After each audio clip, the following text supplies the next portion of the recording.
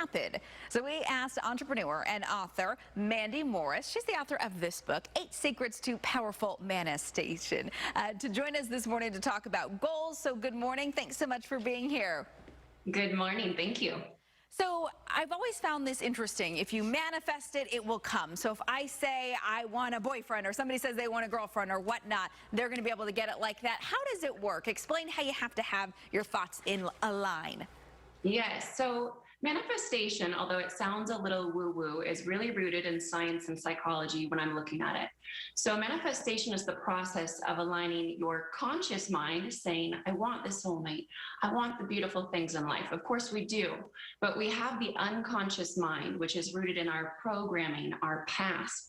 I call it the subconscious reel, basically. And it's this movie that plays from our traumas and our fears saying, we can't have it. It's not safe. Let's not do it. So just imagine your energy when you're manifesting literally going in 2 directions, what you consciously desire and what you unconsciously are afraid of. So you have to really kind of focus on what you want and what matters to you. How is that attainable for somebody to have those thoughts and that right energy? It's all about understanding the counter manifesting process. That's what I call it. We're all manifesting all the time. We're just not aware of what it is that we're creating.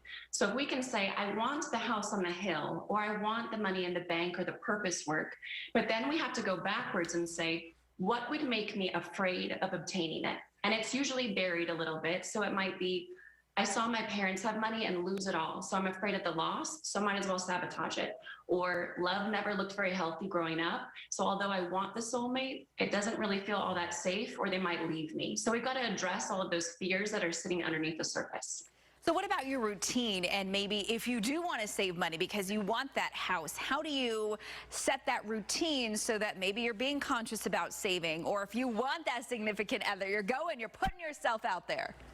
So it's a little outdated how we used to do things. At least for me, I was sheer willpower, grind it out, do whatever it takes. But motivation tends to lack at that point. At some point, you're burnt out. And so instead, we have to change it at an identity level. And so embedding it, instead of just saying every day I'm going to wake up and eat healthy, and then the moment that you fall off the bandwagon, you're like, I've completely failed. Instead, we have to consider it like driving from Arizona to Florida.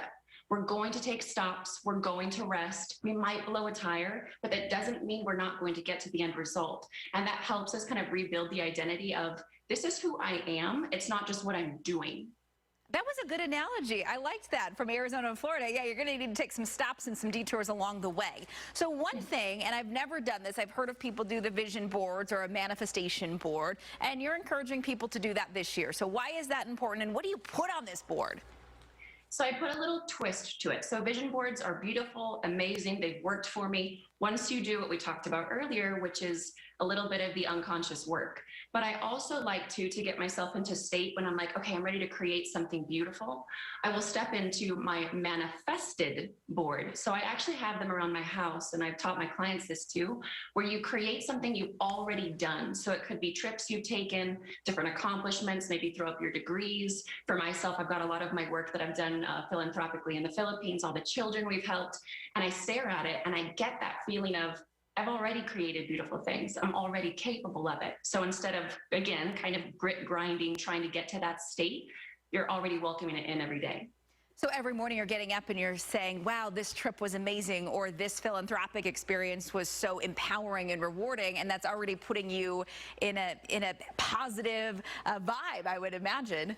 Absolutely. It's bringing you right into the embodiment. Instead of taking the next 2 hours trying to get there, you're remembering you're already capable.